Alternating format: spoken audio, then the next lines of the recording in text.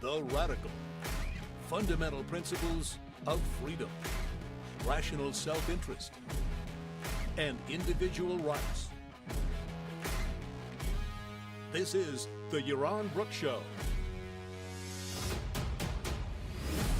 All right, everybody, welcome to Yaron Brooks Show on this Monday morning, Monday early afternoon over here in Puerto Rico. I hope everybody's excited about the new week, that you had a great weekend and ready to rumble. This is going to be a week full of exciting news stories. All right, let's get started. Lots to cover. Remember, you can ask questions in Super Chat. We have a $250 goal for the Super Chats. Remember that. And we will cover those. Let's jump in. Today is the 20th anniversary of the launch of Operation Iraqi Freedom in 2003. So it's exactly 20 years since the beginning of that war. This is not the time, and I don't have time to really do a review and a critique of the entire enterprise. But it was the wrong war, fought wrongly, executed poorly, with the wrong goals, the wrong motivations, and the wrong. In the wrong outcome. So today, Iraq is certainly, one could argue, a freer country. It has elections, for example, but it is an unsafe country. It is a country where violent crime and violence generally, if you call it crime or not, is very, very high. It is a country filled with corruption. It is a country where a certain elite skims off the top and has become super wealthy, both on the Shiite side and the Sunni side, and yet the rest of the country remains very, very poor, in spite of the fact that they have lots of oil and they've improved their capacity to produce oil and pump it out and get it out. The war in Iraq did not result in a significantly better world, and certainly did not result in a significantly safer United States of America. The war in Iraq was never necessary for American safety. Iraq was never a threat to the United States. Even if Iraq had weapons of mass destruction, so what? Syria had weapons of mass destruction. That didn't land up hurting the United States of America. So Iraq was never really a threat to the U.S. Iraq was not in the business at the time of funding terrorism against the United States. It had no relationship to Al-Qaeda. It later became a big base for Al-Qaeda and for ISIS. But at the time, there was just zero reason to invade Iraq. There was every reason to do something about Saudi Arabia and Saudi Arabia's funding of terrorism. There was plenty of reason to do something about Iran. Indeed, there still is plenty of reason to do something about Iran, given its funding of terrorism, given its support of terrorism, given its basically state of war with the United States. But there was no reason for the war in Iraq. I think we all said so at the time. It was like, okay, if you're going to go to war with Iraq, then this is how you should do it. But I was not supportive of the war from the beginning. I thought it was the wrong war. I certainly was against the war to bring Iraqi freedom. The purpose of going to war is self-defense. The purpose of going to war is the protection of the individual rights of Americans. It is not to bring democracy to the Middle East. It is not to bring freedom. It is not true that the war was engaged in order to enrich certain people by giving them ownership over the oil. The fact is, the oil landed up in the ownership, the worst of all worlds, it landed up in the ownership of the Iraqi government instead of being privatized. That's what should have happened with the land and the oil in Iraq after the invasion. The war was not engaged in for economic activity. It was engaged in for a neoconservative fantasy about changing the world and giving Americans a cause giving Americans a cause and a mission to change the world, to make it better, to bring democracy to everybody. That was really hard to believe, but that was indeed really the ideological motivation for the war. Ideas, I think, ultimately shape history. That was a corrupt ideology, a corrupt set of ideas, a corrupt reason to go to war. The only reason to go to war is self-defense. That is my quick summary. We could spend a lot of time on Iraq and rules of engagement and staying there for a couple of decades, and just and I'll just say this and then move on to the next topic. The massive tragedy, and I know everybody focuses on tragedy of the hundreds of thousands, millions of Iraqis who died, but to me the massive tragedy is the thousands of American soldiers who died in Iraq for absolutely no reason. The Iraqis didn't have to die. If the Iraqis had embraced the freedom that indeed I think the Americans were actually bringing to them, if they had embraced the democracy that Americans were actually bringing to them, there would have been no deaths. If they'd actually turned against the insurgents among their midst, there would have been a lot fewer deaths. The deaths of Iraqis are mainly on Iraqi hands. The deaths of Americans on American hands, and those deaths are really unforgivable to our political class. They're just unforgivable that they allowed them to happen. They allowed the whole fiasco to happen. All right, that is Iraq. Oh, I guess you guys need a reminder that Super Chat funds these shows, and so I don't know, $5 from everybody watching right now gets us easily to our goal. So somebody start us off at least with something like that. All right. Over the weekend, we heard that a couple of banks were kind of orchestrated sales.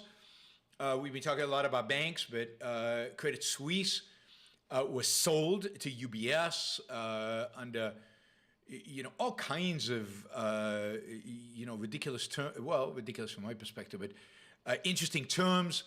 Credit Suisse used to be one of the real marquee names in banking.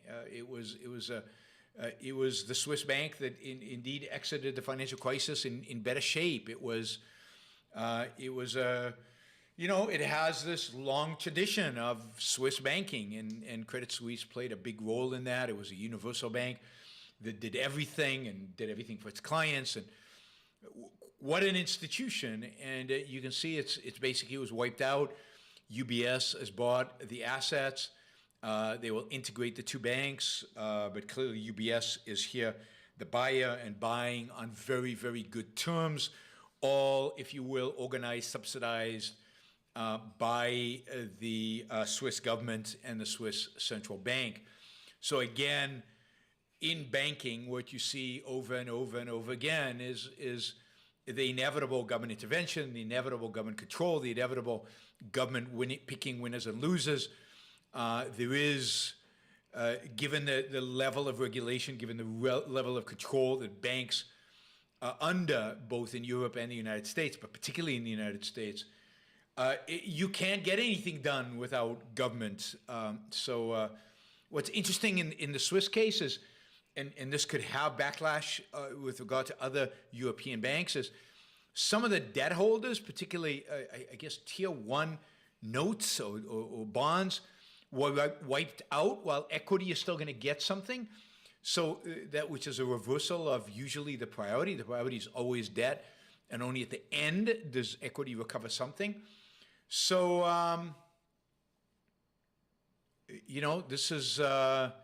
this is going to be really, really cool and really, really. This is going to be really, really interesting. But how it all plays out, actually, what's really interesting are the details, the stuff that you guys are not interested in, and most people are not interested. But I'm really interested in how these deals are structured and what actually is going on there. Anyway, much of that we'll never know. Anyway, a second bank sold. It's a bank that was forced into bankruptcy by the FDIC, but it's Signature Bank that failed, or was failed by the regulators, by New York State regulators last Sunday.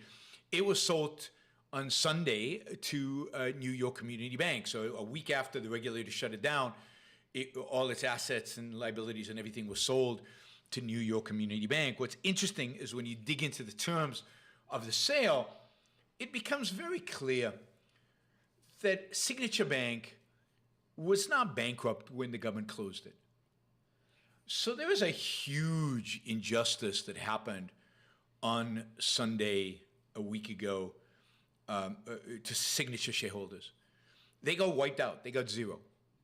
And yet the reality is that their share was not worth zero. It was worth something. The reality is the bank should have never been closed. It might have been worth quite a bit, those shares. The reality is that the government panicked or wanted to teach crypto depositors a lesson. By the way, NYCB, New York Community Bank, bought all the assets and liabilities of the bank except the crypto deposits, which it didn't want because it's kryptonite. It's, nobody wants them because of the way the regulators have treated them. So it really is a tragedy. This happens a lot in banks, where banks are shut down when they're not actually bankrupt. It's an injustice. There's nothing, I think, today you could do about it. There was a case years ago where shareholders did sue when S&Ls were closed, when they went bankrupt, and did recoup some of the costs. I don't think that'll happen again. But it does give you a sense of the arbitrary and just the arbitrary nature of the power that regulators have over banking. They can close whatever bank they want. They don't have to prove anything to anybody. They can penalize a bank because they don't like management. They can penalize a bank because they don't like their depositors. They can penalize a bank, in all kind of scenarios, and there's very little recourse. Now, in addition to that, I believe that the closure of the bank on Sunday, of Signature Bank, which was a bank that was not like Silicon Valley Bank. There was no intense bank run. They didn't have, they went in California. They didn't have a huge amount of venture deposits and so on. It was a bank that was very diversified in terms of its deposit base. The closure of that bank created fear in the entire industry. And it created a situation where everybody understood one thing, that what regulators cared about was protecting depositors, that they would do whatever they could to protect depositors, because you remember the deposits of Silicon Valley Bank and Signature were guaranteed by the government, by the FDIC. But they didn't care one iota about investors. They didn't care one iota about equity holders. And therefore, what you got was a massive sell-off of bank stocks on Monday morning, on all of Monday. And that sell-off was a consequence of the fear factor of, call it regulators gone amok.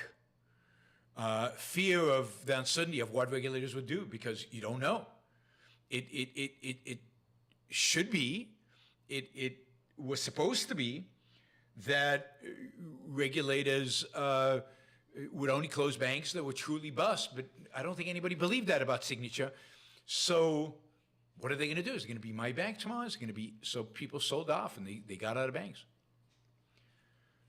This is the consequence of the kind of government picking winners and losers, government having arbitrary, immense, arbitrary, excessive power, over private enterprise. And it is tragic and horrific, and a lot of people lost a lot of money. And I believe that ultimately a lot of people have lost, are losing a lot of money for no good reason. Not because of their own bad decisions, but because of the regulators' bad decisions. Something very similar happened, in my view, in 2008 and 9, but during the financial crisis, in 2008 in particular, where a lot of pain could have been averted if government had behaved differently. But it is what it is. It is what it is, so we live with it. All right, but it's something to learn from. The more power you give government, the more you're at their hands, the more you're in the hands of this arbitrariness, the more you're in the hands of this complete, their power, which again is never going to be wielded in a rational economic way. It's going to be wielded in a political way. All right, let's see. All right, this is a fun story. Well, fun for some people, not so fun for others. So about 7 years ago, California was battling a surge of wildfires, and it had suffered a unbelievable half decade of drought, and California olive growers were having a really, really hard time. In addition to the natural disasters, they were having to compete with Spanish olives that were basically cheaper than the California olives. And they were flooding the market in the United States. And these are the kind of olives you might include in salads and pizzas, and California makes a lot of these. But Spain was basically eroding their market share, and they were losing money. So in 2016, then House Majority Leader Kevin McCarthy, who is now Speaker of the House, of course, did a tour of the region to try to get people locally to vote Republican. One of the big issues that came up were olives. And McCarthy told them, guys, vote Republican, and we will take care of you. We care about olive growers, and we will take care of you. And indeed, the area of the olive growers in California voted overwhelmingly Republican, and they voted for Trump. And what happened is in 2018, the Trump administration fulfilled their promise. The Trump administration, Paul Rhinos, man. This is Kevin McCarthy, who's now, Paul Ryan was not the Rhino guy. Anyway, they fulfilled the promise to Kevin McCarthy, and the Trump administration placed a 35.5% tariff on Spanish olives. And partially they justified it because an international trade commission found that Spain had subsidized and, quote, dumped olives in the U.S. market. So they had a, quote, justification. So they raised tariff by 35.5. Now, you would expect that this would have revived California olive growers. This would have made them competitive. They would have regained their market share in the United States. But it turns out, as always, the tariffs don't actually work that way. So while this did reduce significantly the market share of Spanish olives, it actually did not increase the share of California olives. It turns out that California olives saw a rapid 75% decline. The peak was in 2012. They saw a rapid decline, way below the 2018 numbers, 2016 and 2018 numbers, when the industry was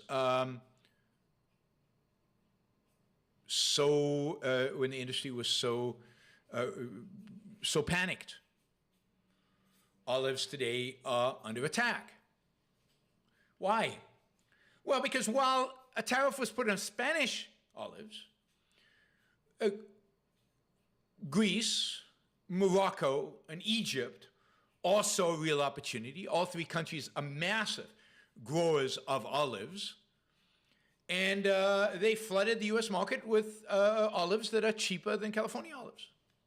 Indeed, it turns out, shockingly, that given the cost of water in California, given the cost of labor in California, given the cost of land in California, California does not have a comparative advantage in growing olives.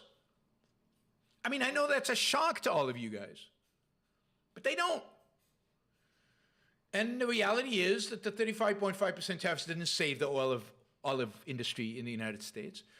It just shut down many olive growers, I think, in Spain, and replaced them with olive growers in Greece, Morocco, and Egypt. And isn't that a beautiful thing, that we can buy olives from Greece, Morocco, and Egypt much cheaper than we could before. Our salads are cheaper, our pizzas are cheaper, all else held constant.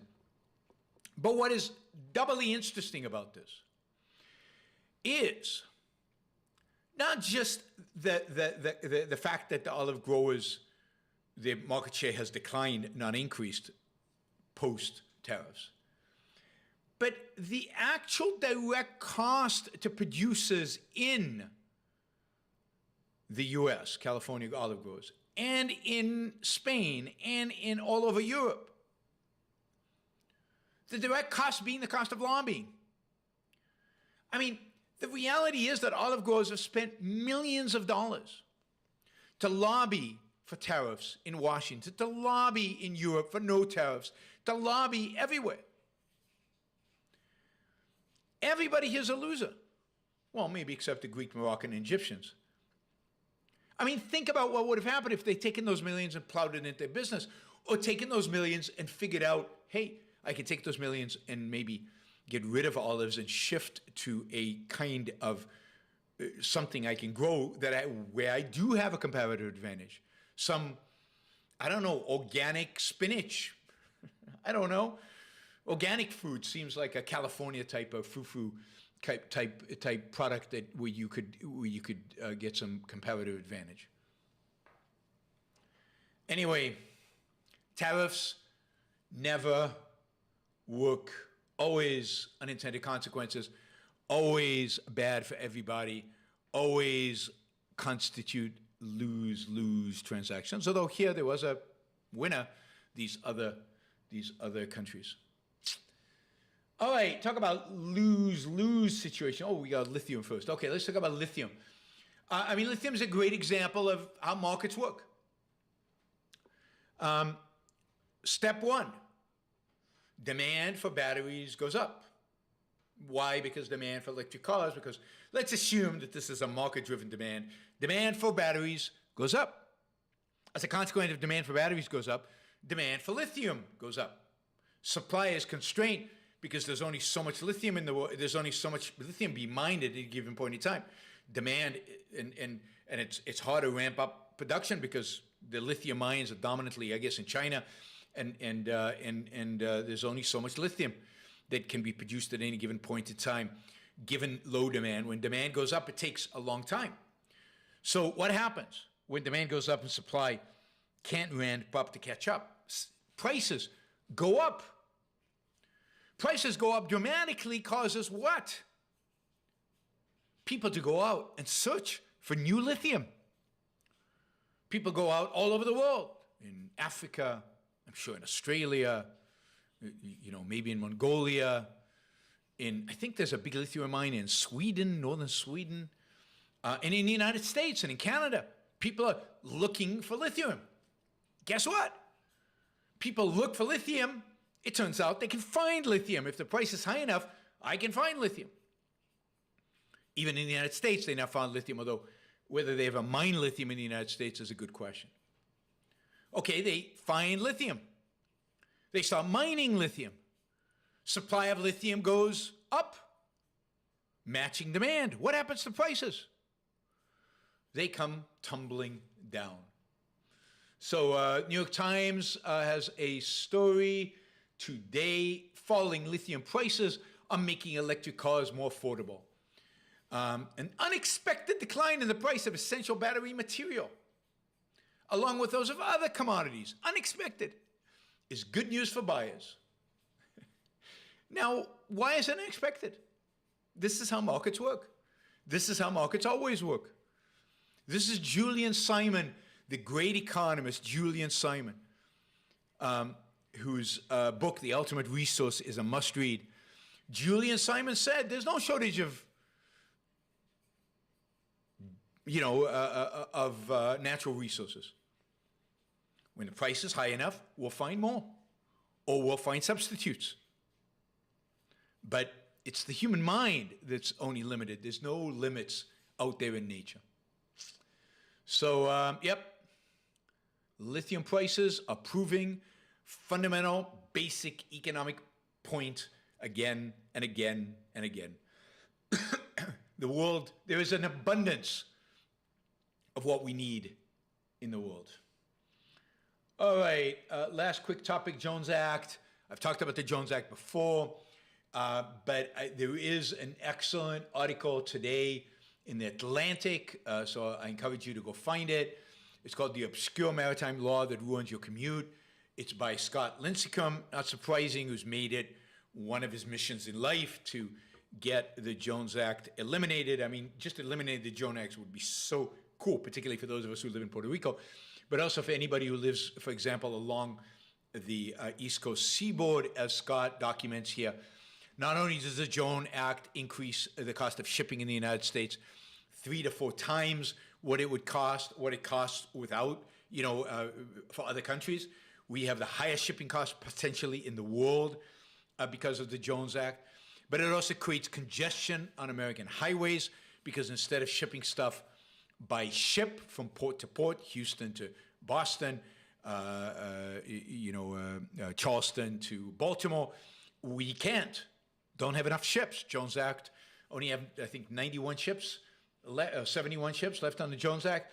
So we can't do that. So we ship them by truck and we ship them by train, including, for example, a lot of dangerous materials, a lot of materials that can do harm if they spill, a lot of materials that can explode if they spill, that could and should be shipped by tankers everywhere else in the world. They're shipped by tankers on the boats from port to port. Not in the United States, no. So we ship them instead by truck and by train, and we have accidents, and then we complain about the accidents. But the reality is that if we just got rid of the Jones Act, we could ship all of that stuff. If we actually got rid of the Jones Act, there'd be more demand for shipping. There'd probably be more demand for construction of American ships. The shipbuilding industry in the United States has been decimated with the Jones Act. What have you got to lose? Almost all the ships being built by American shipyards are built for the government. What have you got to lose by getting rid of the Jones Act? Nothing. Not objectively. Cost of everything is more expensive. More, real environmental danger in the sense of spills, in the sense of explosions, in the sense of problems of tankers flipping over. Natural gas. There's not a single LNG ship that's a Jones Act certified ship. Jones Act means the ship has to be flagged, manned, and built in the United States. There's not an LNG ship like that. So if Boston has a urgent need for additional natural gas beyond what it's getting from its pipelines, it has to import that natural gas from the Middle East or from pre-sanctions Russia. So the United States was buying natural gas, even though we have plenty of natural gas, from Russia because we can't get it from Houston to Boston because we don't have enough pipelines and we can't use LNG terminals that we have in Houston and we have in Boston to get the natural gas there. It is just insanity. I guess I was wrong. So there are 91 Jones Act ships today. There were 250 Jones Act ships in 1980. So it's not like the Jones Act is, saving these ships. These ships are older than ships out there globally. So we have a decrepit, old, rusting shipping industry. For what? For what? To protect some ancient law that was passed in 1920 with the idea of industrial policy, with the idea of central planning, with the idea that the government knows best, with the idea that we can save the American shipping business by restricting competition. Unintended consequences, guys. Unintended consequences are major, substantial, and Scott Lincecum, to his credit, has documented this, harps on this constantly, does a fantastic job of it. And if this bill actually ever gets repealed, and I don't see it happening, neither Democrats nor Republicans seem to want it. And indeed, I just saw a piece about the decline of American Navy advocating for even stricter Jones Act regulations so as to rebuild America's shipbuilding capacity in the merchant marines, which is insanity. All right.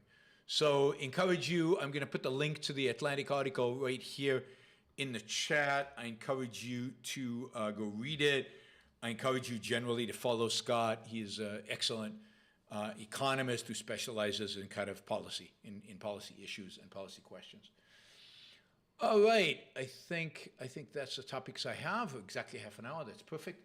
I'll take the Super Chat questions. I only have very few Super Chat questions right now, and we're doing really, really, really awful when it comes to, just funding.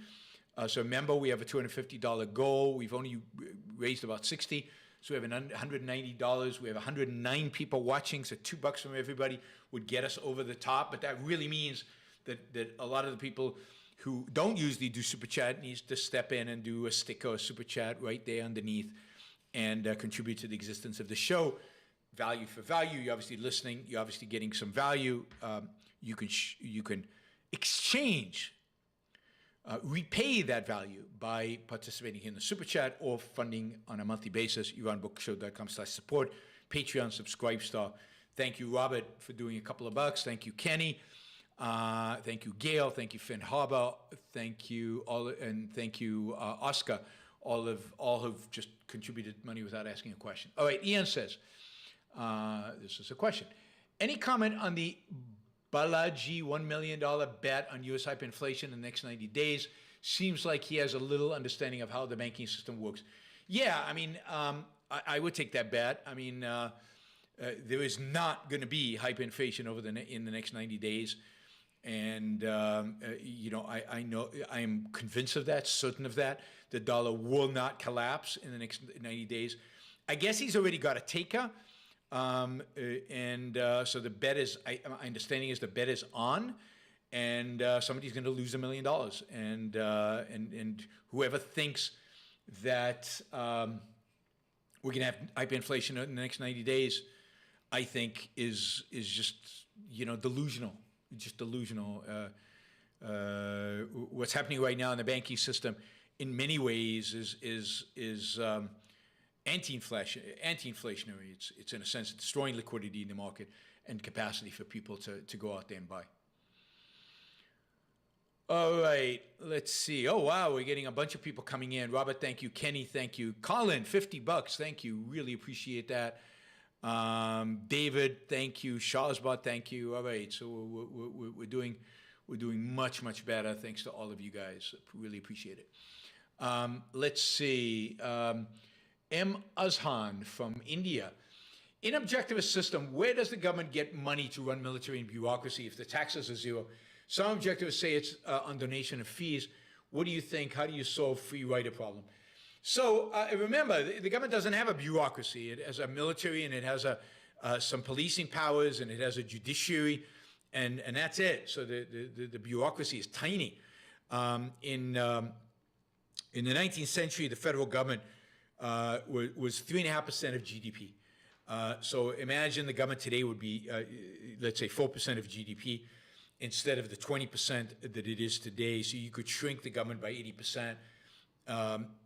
Just to get it down to 19th century levels as a percent of GDP. So it'll still be huge because GDP is so much larger today.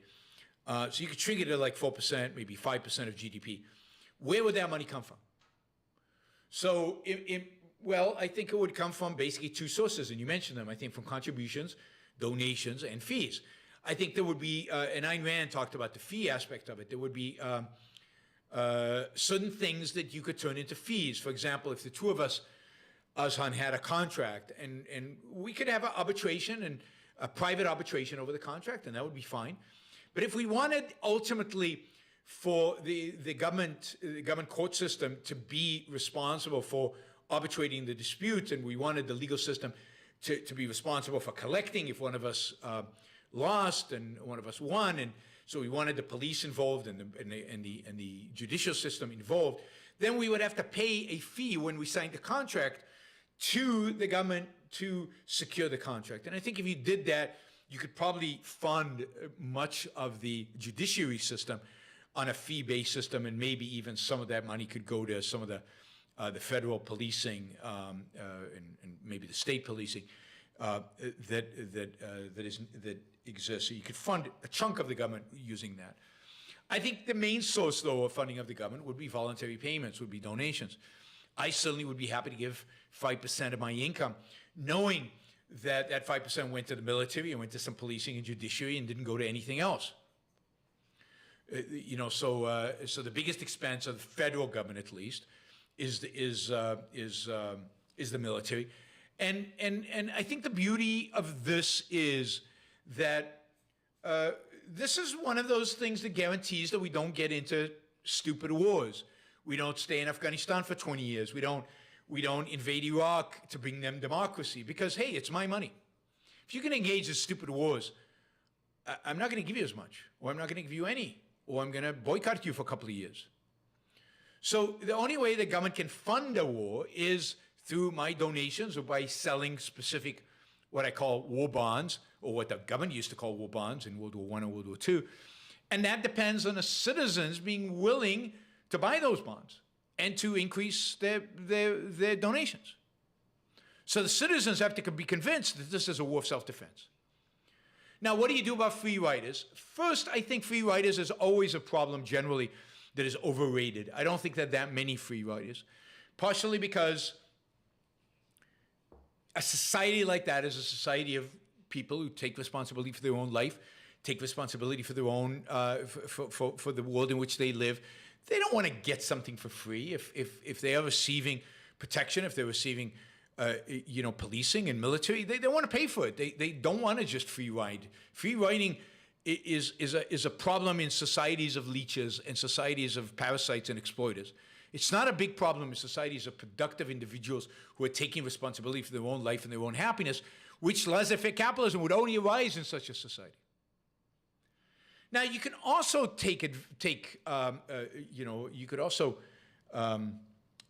compensate for free riders through public shaming. That is, for example, you could have a list that would be published every year of other people who paid in taxes last year and those who didn't, without the amounts necessarily, just paid in, didn't pay in. And then you would shun the people who didn't pay. You wouldn't sell, you would say, you know what, I'm not selling you anything in my grocery store because I don't like the fact that you're free riding off of me. So please leave my grocery store. You'd have signs saying, if you're on the list of people who didn't pay, don't bother coming into my store. So yeah, we would use cancel culture to cancel them. I'm not against cancel culture in the sense of, penalizing people based on their actions, based on their ideas, based on what they do on private property. All right, Jennifer, why do people insist on an FDA and EPA, et cetera, to protect us against evil corporations, but then they don't trust those bureaus anyway? Well, but they trust them much more than they trust private corporations, so they doubt them. And what they want is better bureaucrats, and they want their tribe of bureaucrats, not the other tribe's bureaucrats. And the fundamental reason why they don't trust business is because business is self-interested, and self-interested is evil. Self-interest is bad, and therefore they don't trust people motivated by self-interest, which is private business. And they trust the alphabet soup agencies because they're bureaucrats, and by definition, bureaucrats are not motivated by, quote, selfish reasons. They're motivated by the common good, the public interest. They're public servants, after all, and all they want is the public good. And that feeds into the altruism in our culture. That feeds into the beliefs about self-interest, into beliefs about selflessness, about the public interest and the common good that the whole culture buys into. And then the disagreement is my regulators are better than your regulators. My tribe's regulators are better than your tribe regulators. But they've all acknowledged that you must have regulators because you certainly cannot trust those evil pharmaceutical companies or those evil big tech. And that's why you see a complete convergence between left and right on the hatred and distrust of big business. Now it's just a question of whose bureaucrats do you trust?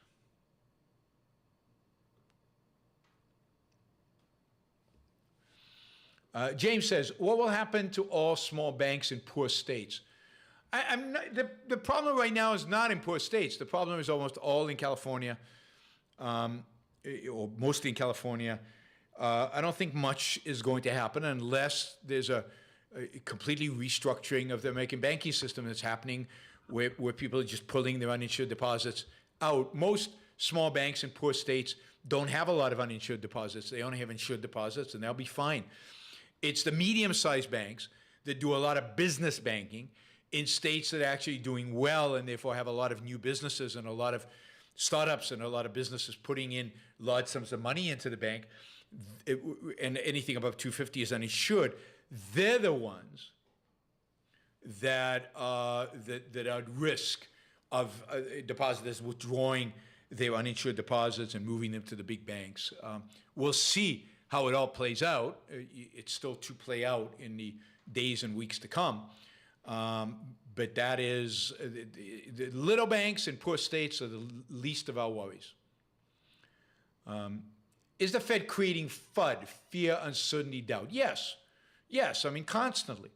This morning, bank stocks were up because of the deal with Signature and the deal with First Republic, and it looked like everything was good. And then First Republic announced, then the rumor came out that, you remember last week we talked about the fact that all these banks, big banks, were putting deposits of $30 billion into First Republic. Now it turns out that there's a rumor now, which is probably true, that these big banks now are looking at, instead of depositing $30 billion into First Republic, they're actually going to buy First Republic with the $30 billion and gain like 90% of, so there's a whole, what is the value of First Republic? Why is what is happening here? The franchise value is going to zero again. So it's again, a fear of having investors wiped out. So it's constant fear, uncertainty, doubt. I mean, I'm not advocating that they do this, but if the Biden administration had come out day one and said, look, all deposits in the United States are guaranteed for the next 6 months, just so we have some time to clear out the system and see what's going on and let everybody calm down, that would have been a much better response than here's a facility and there's a facility and we shut down this bank and maybe shut down that bank and that one I'm not sure. We'll see. We'll try to get this private bailout, but then we'll change our mind. And that fear, uncertainty, doubt, exactly how you're presenting it, James, is a destroyer of market. Markets they're based on knowledge. They're based on, they need certainty. And that is not allowed. Richard says, is government deposit insurance one of the biggest sources of distortion in the banking system? How much do American regulations distort the global banking system? Well, here's the way it works, right? Once you institute deposit insurance, I mean, in and of itself, deposit insurance is distorted, but it's not the worst of all things. But once you institute deposit insurance, everybody recognizes you create what's called moral hazard. You create a situation where the depositors are not monitoring the bank, and therefore bank managers and bank investors have an incentive to take on much higher risk. So then what the government does, knowing this, and this has happened since the beginning of deposit insurance, it then must regulate the banks in order to ensure that they don't take on too much risk. And it's that regulation, not to make sure the banks don't take too much risk to the extent that we can tell, is what create all the additional problems.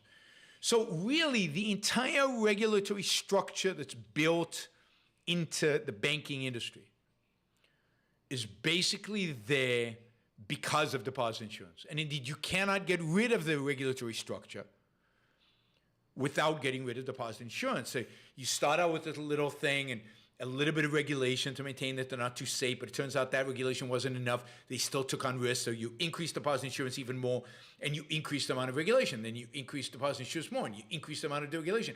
And now there's this massive amounts of regulation. You can't even make heads or tails of. You can't even make sense of. All to protect the deposit insurance. It's now $250 and maybe infinite. Maybe it's insuring all accounts. It's not clear for some banks, maybe not others. Again, this doubt and this fear, doubt, and uncertainty. So that's kind of the story.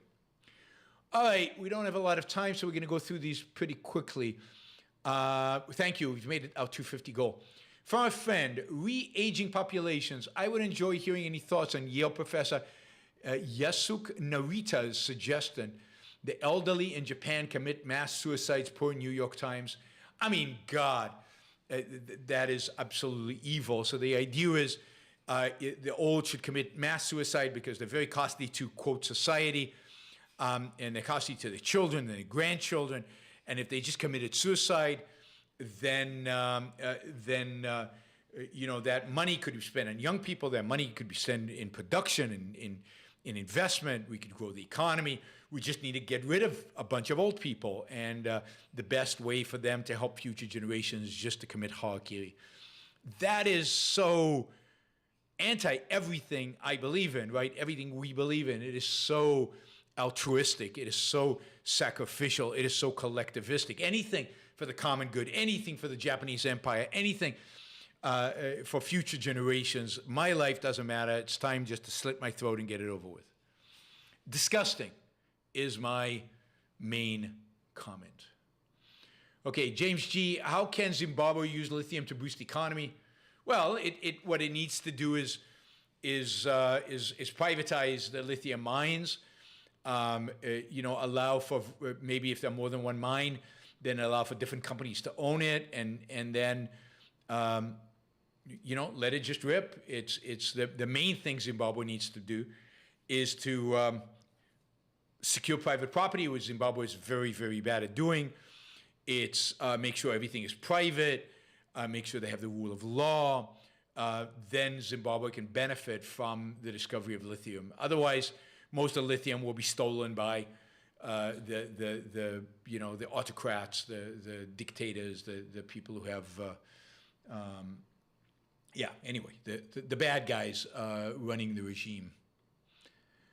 Okay, James also asked, why is crypto not FDIC insured? Will it change? Well, I mean, crypto in and of itself is not FDIC insured. FDIC doesn't insure assets. It just insures your deposits. It's only deposits. Now, if you deposited cash into a bank account, but that cash was being used somewhere else to buy and sell crypto, that is still, as long as it's held in cash in a demand deposit, in a checking account, it is FDIC insured, up to $250,000. Ryan, great show today, Yaron. Thank you, Ryan. Appreciate it. James, is Trump the only government official to lose wealth after office? Are there senators, House representatives, former presidents that lost money after office? Probably. I'm pretty sure they are, but I don't know enough of the history to be able to tell you how much and who not. M. Azan says, U.S. military spending is 3.3% of GDP. Do you think it should be cut down? What about losing world power status and shipping lanes and rivals like China? I think defense budget could be cut easily. But remember, I said 5% of GDP. If 3.3 is going to military, you don't need more than one. You don't need more than 1.7 for the rest. You probably need less than 1.7 for the rest. But defense budget could be cut significantly while increasing global power and increasing protection of shipping lanes. We have an unbelievably inefficient, destructive, you know, wasteful defense budget. We have huge amounts of money being spent on divisions of the military devoted to securing the peace and bringing democracy to the world.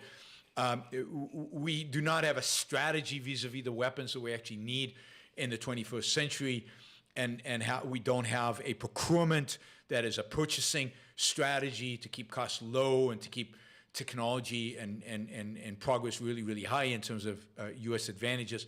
You could restructure the Pentagon budget significantly and make it so much more productive, so much more productive. But again, that would require a shift in how we think.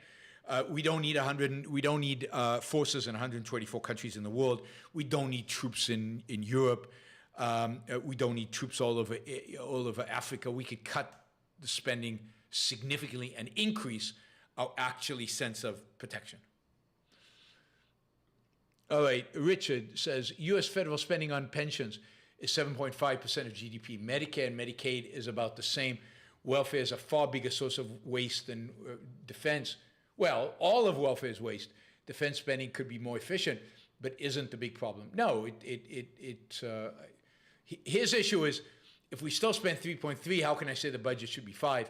Well, because 5 would cover everything, including defense. Jennifer, I was also thinking that many people don't trust anyone because of cynicism, which is sad. I think that's true as well. I think that, and there's reason not to trust people given the way our public officials and some of our corporate leaders have behaved. So there is a shortage of trust in the world right now, and some of it is earned, some of it is justified. All right, thanks everybody. Remember, if you want to support the show monthly, Patreon, Subscribestar, and YaronBrookShow.com/support. That would be PayPal. You can also use Zelle, Venmo, PayPal to do stuff directly. So just let me know what your preferred method is. Okay, Richard, that's a quick question. I really have to go. One issue with defense spending is that the Constitution doesn't allow Congress to appropriate funding more than 2 years in advance. That makes it hard to do cost-effective long-term procurement contracts. Maybe, I think maybe we need to change the Constitution in this case to make it. Maybe we just need to find more creative ways to secure that under the assumption that, defense spending is the one thing that we can probably guarantee that we will be able to procure, particularly in a more rational world. Thank you, Richard. Thanks to everybody. I will see you all tomorrow. Tomorrow, what time? Tomorrow will probably be at 1 p.m. East Coast time.